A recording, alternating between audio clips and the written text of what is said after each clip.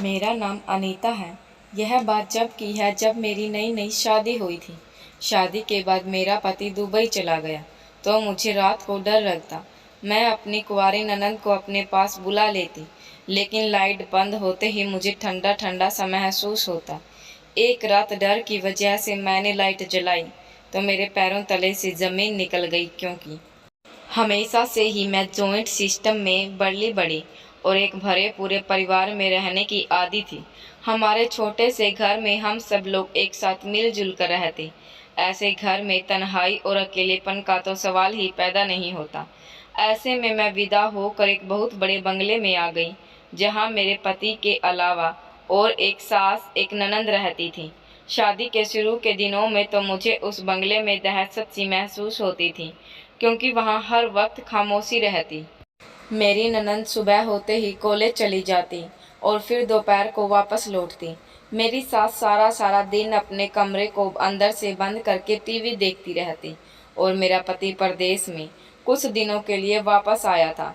वह अपने दोस्तों से मुलाकात करने में इतना व्यस्त था, क्योंकि इनकी वापसी के दिन करीब आ रहे थे। घर में 4 नौकरानियां आदि मौजूद थीं, जो सारा दिन काम करती और फिर शाम को वापस घर लौट जाती। जब मेरी शादी अनिल से हो रही थी तो मेरे खानदान वाले मुझे बहुत खुशकिस्मत समझ रहे थे और कह रहे थे, तुम बहुत नसीब वाली हो जिसकी शादी अनिल जैसे लड़के से हो रही है। वह बहुत अच्छा कमाता है और उसका बहुत बड़ा घर भी है। वह घर में हमेशा तुम्हें रानी बनकर रहेगा। मैं भी मन ही मन यह सोचकर खुश होती थी। अच्छा है, मुझे इस शोर शराबे से छुटकारा मिल जाएगा, क्योंकि मैं भी शांति से रहना चाहती थी। अनिल अमेरिका में बहुत ही बेहतरीन नौकरी करते और यहाँ कुछ दिनों की छुट्टियाँ पर आए। जब उनको मैं एक शादी में मिली थी, मुझे देखते ही उन्होंने मुझे पसंद कर लिया और अपनी माँ से कहकर मेरे लिए घर रिश्ता भेज दिया। अनिल के पास किसी चीज़ की कोई कमी नहीं थी। उसकी नौकरी भी बहुत अच्छी थी और ख़ानदान में वह देखने में भी स्मार्ट और हैंडसम था। बहुत खुश मिजाज और नरम दिल का था, इसलिए मेरे पिता ने फ़ौरन ही रिश्ते के लिए हाँ कर दी। घर में मौजूद मेरे सारे कर्जन मेरी खुशकिस्मती पर हैरान थे। मैं कोई बहुत खूबसूरत लड़की नहीं थी, लेकिन न जाने अनिल को मुझ में ऐसी कौन सी बात नज़र आ गई कि वह पहली ही नज़र में मुझे अपना दिल हार बैठे। एक छोटी सी रस्म के बाद हम दोनों ने शादी कर ली। 1 महीने के ही अंदर हमारे दोनों परिवार हर बात पर राजी हो गए, इसलिए शादी जल्दी करने में किसी को भी परेशानी नहीं थी। वह कहते हैं ना, पैसा फेंक तमाशा देख। बिल्कुल ऐसे ही मेरे पिता ने भी पैसों के बल पर सारे इंतजाम जल्दी जल्दी कर लिए। मैं अपने पिता की बड़ी बेटी थी, इसलिए किसी चीज़ में कोई कमी नहीं रखी और मेरे माता पिता ने दिल खोल कर मेरी शादी की। तैयारियों में कोई कसर नहीं छोड़ी। मेरे लिए एक से बढ़कर एक कपड़े वगैरह जवेरा आदि चीज़ खरीदी। अपनी बारात वाले दिन मैं दुल्हन बनी बहुत ही अच्छी लग रही थी। फेरों के बाद जब अनिल का और मुझे एक साथ बैठाया गया तो हर किसी ने हमारी जोड़ी की तारीफ की और कहा चांद सूरज की जोड़ी है, और बहुत ही दुआएं दी। मैं विदा होकर अनिल के घर आई। इतना बड़ा बंगला देखकर मैं हैरान रह गई। मेरा और अनिल का कमरा ही मेरे आधे घर के बराबर था। कमरे को असली फूलों से सजाया गया और कीमती फर्नीचर ने उस कमरे में अलग ही रौनक आ रही थी। लेकिन इन सबसे भी कहीं ज़्यादा कीमती चीज़ जो मेरे नज़दीक बहुत ही खास थी, वह अनिल की मोहब्बत थी। शादी की रात अनिल ने मुझे अपनी मोहब्बत का बहुत ही बेचैन शब्दों में इजहार किया था। मैं हैरान रह गई कि वह मुझे इस कदर मोहब्बत करता था। अनिल के शब्दों ने मेरे लिए तो इतनी इज्जत थी। वह मेरी आने वाली ज़िंदगी का सहारा थी। शादी के बाद अनिल के पास 1 महीने की छुट्टियां थी और 1 हफ्ता तो उन्होंने पूरी तरह मेरे साथ ही गुजारा। मुझे तो पता ही नहीं चला, ऐसे लग रहा था जैसे कल ही तो हमारी शादी हुई है। अनिल हर वक्त मुझे अपनी मोहब्बत का इजहार करते और मेरी मोहब्बत के गुण गाते। 1 हफ्ते बाद अनिल कहने लगे कि वह अपने रिश्तेदारों और दोस्तों से मिलना चाहते हैं, क्योंकि फिर वह 2 साल के लिए अमेरिका चले जाएंगे। इस वक्त मुझे एहसास हुआ कि मैं और अनिल कुछ ही वक्त के लिए मेरे साथ हैं और फिर हमारे दरमियान जुदाई आने वाली है। अनिल के जाने का सोचकर मैं घबरा गई। मेरी ननंद और सास ने मुझे ज़्यादा वक्त नहीं दिया, बल्कि उन्होंने मुझे और अनिल को एक साथ वक्त गुजारने का मौका दिया। यह उनकी बहुत बड़ी अच्छाई थी। जबकि उनके बेटा भी इतने सालों में घर वापस आया, उनका भी मन होता होगा उनके साथ समय बिताने का, लेकिन उन्होंने हम दोनों को एक दूसरे के साथ समय बिताने का मौका दिया। मैं सारा समय अनिल के साथ ही होती, लेकिन इसलिए मुझे अपनी ननद से दोस्ती करने का मौका नहीं मिला। वैसे भी वह अपनी पढ़ाई में बहुत बिजी रहती और मैं यह सोचकर ही परेशान हो रही थी कि अनिल के जाने के बाद इतने बड़े घर में मैं क्या करूँगी। अनिल सुबह होते ही अपने दोस्तों के साथ निकल जाते और मैं सारा दिन बंगले में यहाँ से वहाँ फिरती रहती। थोड़े ही दिनों में मैं जान गई थी कि मेरी सास को अकेले बैठकर टीवी देखने का बहुत ही शौक था।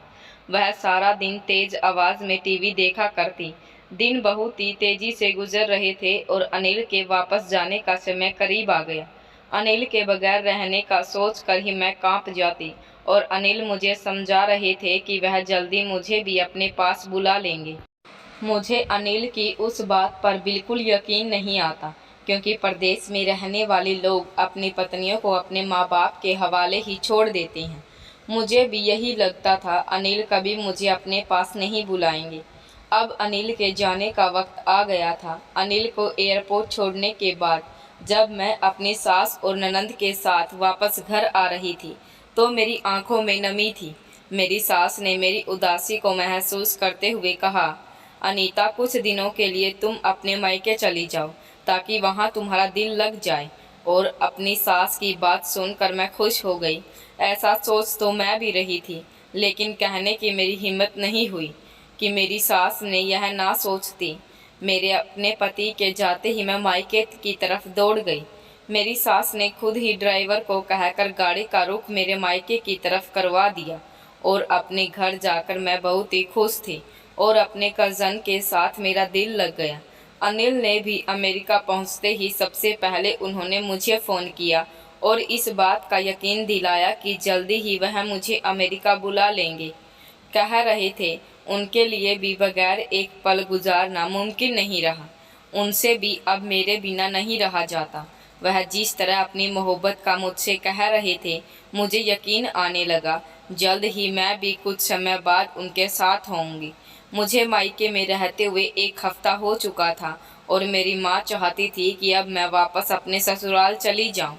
वह बार बार कह रही थी, अगर तुम्हारी सास ने तुम्हें खुशी खुशी यहाँ छोड़ दिया तो इसका हरगिज यह मतलब नहीं कि तुम मायके में रहने लगे। तुम्हारा घर अब वह है, तुम्हें अपने वापस घर जाना होगा। माँ की बात सुनकर मेरा मुँह लटक गया। मेरे ससुराल में कोई भी नहीं था, मैं सारा वक्त अकेले क्या करती। लेकिन मेरी माँ यह बात समझने को तैयार नहीं थी। मजबूरन मैंने अपने पिता से कहा कि रात को वह मुझे मेरी ससुराल छोड़ आए और मैं अपने पिता के साथ वापस अपने ससुराल आ गई। सारा बंगला खाली पड़ा हुआ था। मेरी सास और ननंद अपने अपने कमरे में थी। मैंने अपने साथ के कमरे में जाकर उन्हें अपने आने के बारे में बताया तो वह मुझे देखकर खुश हो गई और कहने लगी कि अभी तुम सो जाओ, सुबह नाश्ते की टेबल पर मिलते हैं।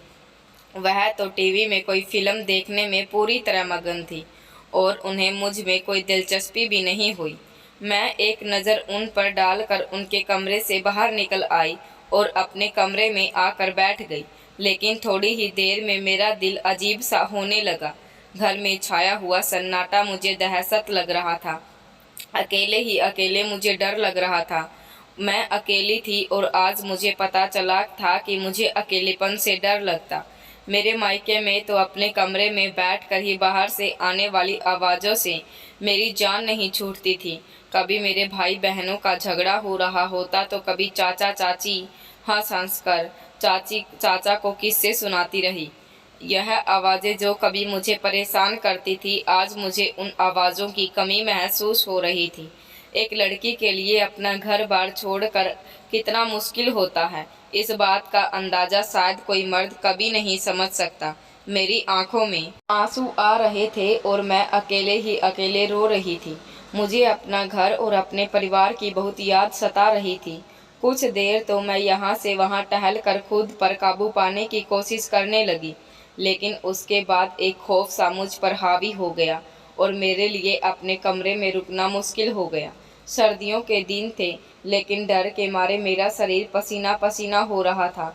मुझे अपने कमरे की खिड़की पर कुछ साया सा महसूस हो रहा था, जबकि यह खिड़की घर के बगीचे में खुलती थी, और इतनी सर्दी में तो कोई रात के इस वक्त बगीचे में क्या करेगा। मेरी सास और ननंद अपने अपने कमरे में थी। मैं फौरन ही अपने कमरे से निकलकर अपनी ननंद के दरवाजे पर पहुंच गई। जोर जोर से उसका दरवाज़ा पीटने लगी।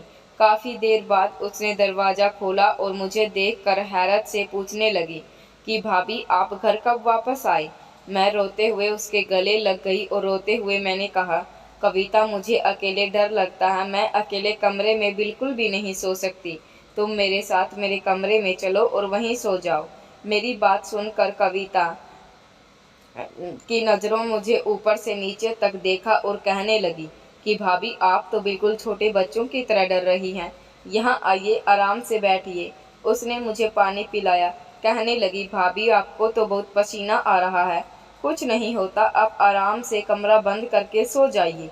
मैंने कविता के आगे हाथ जोड़कर विनती करने लगी, क्योंकि मुझे पता था मैं कुछ भी हुआ तभी उस कमरे में अकेले नहीं गुजार सकती। मुझे अकेले कमरे में बिल्कुल भी नींद नहीं आती।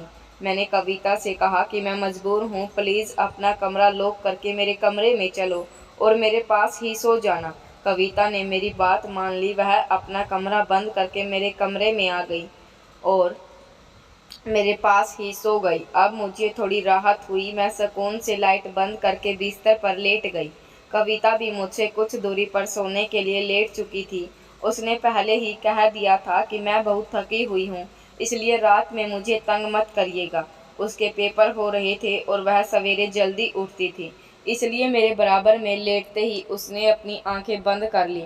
थोड़ी देर में मुझे नींद आ गई, लेकिन अचानक ही नींद में मुझे ठंडा ठंडा एहसास कैसे हुआ।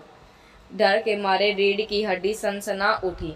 कमरे में हीटर चल रहा था और ऐसे में ठंडक का एहसास कैसे हो सकता था। पहले मैंने सोचा कि कविता को आवाज़ देकर उठा दूं, लेकिन फिर मुझे अजीब सी शर्मिंदगी महसूस होने लगी। कविता मेरी छोटी ननंद थी, वह मेरे बारे में क्या सोचेगी। भाभी इतना ज़्यादा डरपोक है कि मुझे अपने साथ लाने के बावजूद भी डर रही है। शर्मिंदगी की वजह से मैंने कविता को आवाज़ नहीं दी, बल्कि अपनी जगह पर खामोश लेटी रही। मेरे मन में बहुत गलत ख्याल आ रहे थे। मैं सोचती रही और न जाने किस समय लेटे लेटे मुझे नींद आ गई। मुझे पता ही नहीं चला, सुबह को जब मेरी आँख खुली तो कविता सोफे पर बैठी हुई पढ़ाई कर रही थी और दिन निकल चुका था। मुझे जागता हुआ देखकर कविता कहने लगी, भाभी, अगर आपको डर नहीं लग रहा हो तो मैं अपने कमरे में चली जाऊं। मैंने शर्मिंदगी से मुस्कुराते हुए कहा, हाँ चली जाओ, लेकिन हर रात इसी तरह मेरे कमरे में आकर सो जाना। कविता ने एक अफसोस भरी नज़र मुझ पर डाली और कमरे से चली गई। मैंने और उसी समय अनिल का फ़ोन आ गया। मैंने उसे सारी बात बताई कि रात में डर के मारे मैं परेशान थी। मेरी बात सुनकर वह ज़ोर ज़ोर से हंसते हुए कहने लगे कि हम सालों से इसी बंगले में रह रहे हैं, इसलिए फ़िक्र की कोई बात नहीं। तुम्हें परेशान होने की ज़रूरत नहीं है, तुम तो ऐसे ही डर रही हो। अनिल मुझसे मिलने के लिए बेकरार थे। जल्द ही सारा बंदोबस्त हो जाएगा और फिर हम एक साथ होंगे। कुछ देर बातचीत करने के बाद अनिल ने फ़ोन बंद कर दिया। बाकी का सारा दिन मैं नौकरानियों के पीछे पीछे फिरती रही और अपनी निगरानी में सारे काम करवाती रही। मैं खुद को व्यस्त करना चाहती थी, इसलिए मैं घर के एक एक काम में दिलचस्पी ले रही थी। मेरे पास करने के लिए कोई काम था नहीं, इसलिए मैंने नौकरानियों का पीछा उठा लिया और उनसे घर का एक एक का कोना साफ करवा रही थी। मुझे अपनी सास पर हैरत हो रही थी, जो सारा दिन टीवी के आगे मगन बैठी रहती और उन्हें घर की भी कोई फिक्र नहीं होती। अनिल अपने पैसे अपने एक दोस्त के अकाउंट में भेज देते और उसी ने हमारे घर के सारे इंतजाम संभाल रखे थे। घर का राशन लाने से लेकर 9 प्राणियों को पैसे देने तक सब कुछ उसके हाथ में था। शुरू में तो इस बात पर मैं बहुत हैरान थी कि एक गैर आदमी को हमारे घर का इंतजाम चला रहा है, लेकिन धीरे धीरे मुझे एहसास हो गया था कि अनिल की माँ को ना ही घर के बारे में कुछ मालूम था, ना ही वह उसके काबिल थी कि पैसा संभाल कर रखती और घर चलाती। वह एक फिजूल खर्च औरत थी। उनके हाथ में जितना पैसा आता वह सब उड़ा देती। कविता हर रात मेरे साथ सोने के लिए चली आती, लेकिन जैसे ही मैं लाइट बंद करके सोने लगती मुझे कुछ ठंडा सा एहसास होता और इसके बाद मुझे बहुत देर तक नींद भी नहीं आती थी। एक दिन मैंने कविता से हिम्मत करके पूछ ही लिया, क्या तुमने भी रात को ठंडा ठंडा सा एहसास होता है? मेरी बात सुनकर कविता खामोश हो गई, लेकिन मेरे दिल में एक अजीब सी हलचल मच गई। इतना तो मुझे यकीन था कि मुझे किसी तरह का वहम नहीं हुआ, बल्कि कोई ना कोई ऐसी चीज़ ज़रूर थी जिसकी वजह से मुझे ठंडक महसूस होती थी। मैंने फैसला कर लिया था कि मैं खुद ही इस बात की तह तक पहुंच जाऊंगी। अगले दिन जैसे ही कमरे की लाइट बंद करके मैं लेटी, तो कुछ ही देर में मुझे दोबारा से कमरे में ठंडक का एहसास हुआ और मैंने हिम्मत करके कमरे की लाइट ऑन कर दी। यह देखते ही मेरे होश उड़ गए, क्योंकि मेरे सामने जो मंजर था वह होश उड़ा देने वाला ही था। मेरे कमरे की वह खिड़की जो बगीचे की तरफ खुलती थी वह खुली हुई थी और एक साया सा मुझे नज़र आ रहा था, जबकि मुझे अच्छी तरह से याद था मैंने सोने से पहले इस खिड़की को बंद कर दिया था। मैंने फ़ौरन ही बिस्तर पर लेटी हुई अपनी ननंद की तरफ देखा तो मैं हैरान रह गई, क्योंकि कविता भी अपने बिस्तर पर मौजूद नहीं थी। मैंने डरते डरते कमरे की खिड़की से बाहर झाँका तो कविता बगीचे में किसी लड़के के साथ खड़ी थी। मैं इतने दिनों से जिससे साया समझ कर डर रही थी वह कोई और नहीं, इस लड़के का साया था। कविता की नज़र जैसे ही मेरे चेहरे पर पड़ी तो उसके चेहरे का रंग उतर गया। वह लड़का मुझे देखते ही बगीचे से भाग निकला। कविता उसी खिड़की से वापस आ गई जिस तरह वह कमरे से वापस आ गई थी। ठंडा ठंडा एहसास मुझे हो रहा था। वह उस खिड़की से आने वाली हवाएं थी जिन्होंने कमरे में मौजूद हीटर की गर्मी को ख़त्म कर दिया था। मैंने कविता के चेहरे की तरफ देखते हुए पूछा, कविता यह सब क्या है और वह आधी रात को किस लड़के से के साथ थी तुम? कविता ने रोते हुए बताया कि वह मनीष है और वह उससे बहुत मोहब्बत करती है।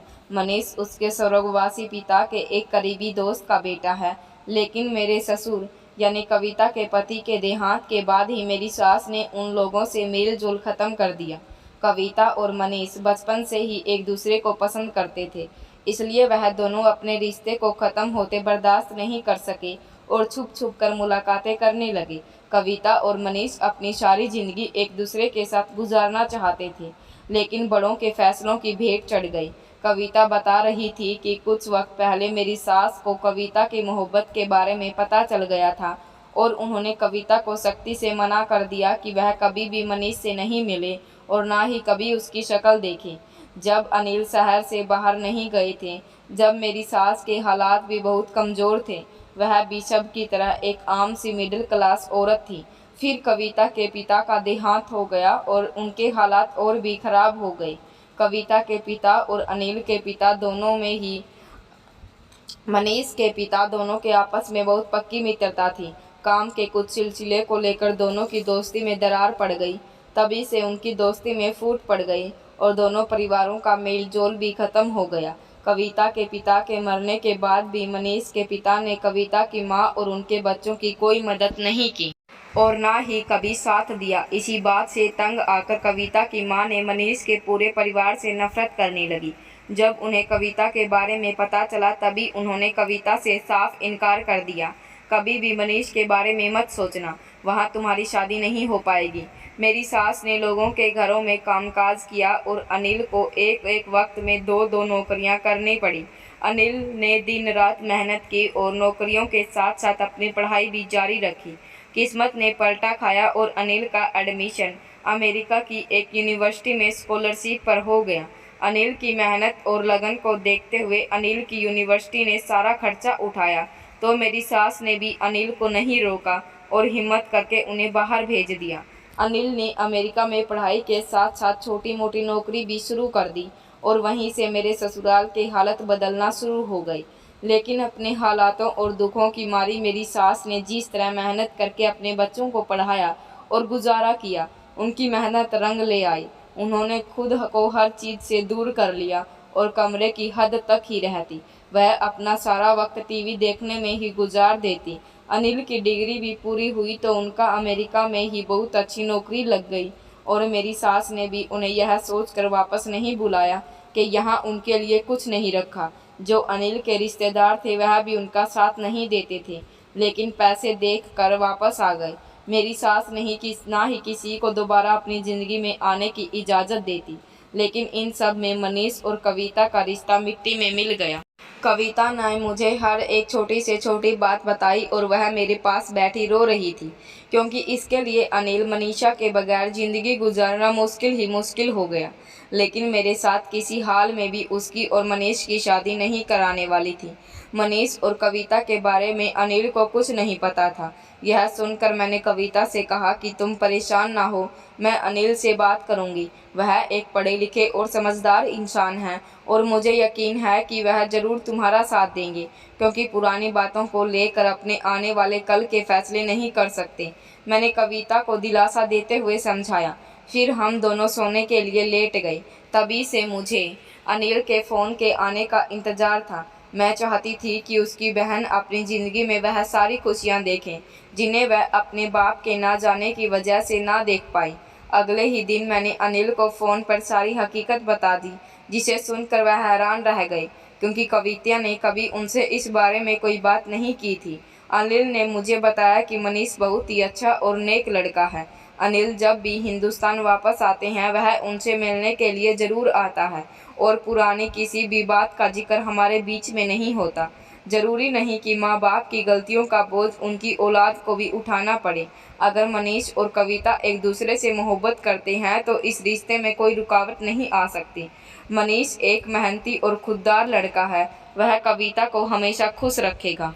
अनिल की बात सुनकर मैं खुश हो गई। उन्होंने वाकई एक पढ़े लिखे और समझदार भाई होने का सबूत दिया। वह कह रहे थे कि मेरी माँ लोगों के रवैये और उनके साथ हुई ज्यादतियों की वजह से इस तरह दिखती है, लेकिन वह अंदर से बहुत नरम दिल इंसान है। उन्होंने कहा वह खुद अपनी माँ से बात करेंगे। उनकी माँ का अपने बच्चों की खुशियों के खिलाफ नहीं जाएगी। कुछ दिनों बाद अनिल ने अपनी माँ को मनीष और कविता के रिश्ते के लिए मना लिया। कुछ दिनों बाद दोनों की शादी तय हो गई और दोनों परिवारों के संबंध दोबारा बन गए। मनीष के पिता ने मेरी सास से माफ़ी मांग ली और मेरे स्वर्गवासी ससुर और उनकी दोस्त के बीच में जो फूट पड़ी थी उसका भी उन्हें एहसास था। अनिल जो 2 साल बाद वापस आने वाले थे वह 6 महीने में ही लौट कर वापस आ गए और उन्होंने अपने हाथों से कविता की धूमधाम से शादी की। वह मेरा और मेरी सास का वीज़ा अपने साथ ही लेकर आए और हम सब तीनों एक साथ जहाज़ में बैठकर ऑस्ट्रेलिया के लिए उड़ान भर रहे थे। कभी कभी मैं सोचती थी कि न जाने मैंने ऐसा कौन सा पुण्य किया है जो अनिल मेरी ज़िंदगी का हिस्सा बन गए। वह एक पढ़े लिखे और काबिल इंसान थे जिनको रिश्तों की कदर करना आता था। मेरे लिए दौलत और पैसे से कहीं ज़्यादा अहम यही बात है कि अनिल को रिश्ते बहुत अच्छे से निभाने आते थे। ज़िंदगी बहुत छोटी सी है। कल की बातों को लेकर आज और आने वाले कल के फैसले करना इंसान की बेवकूफ़ी है। जो कुछ बड़ों ने कर दिया उसके बच्चों की ज़िंदगी से जोड़ना, यह कहाँ का इंसाफ है। ऐसा करने से रिश्ते हमेशा के लिए ख़त्म हो जाते हैं। मैं यही कहना चाहूँगी अपने बच्चों को रिश्ते का एहसास करना सिखाइए और रिश्ते को निभाते रहिए। जो कुछ मुझे हर रिश्ते का एहसास उसी वक्त हुआ जब मैं जॉइंट फैमिली से निकलकर उस घर में अकेली हो गई। तब जाकर मुझे एहसास हुआ एकजुट रहने में जो मज़ा है वह अकेले रहने में नहीं। दोस्तों, उम्मीद करती हूँ आपको हमारी कहानी पसंद आई होगी। कहानी पसंद आई है तो वीडियो को लाइक करें, चैनल पर नए हैं तो चैनल को सब्सक्राइब करें, नोटिफिकेशन बेल को ज़रूर दबाएं ताकि अगली अपडेट सबसे पहले आपको मिले।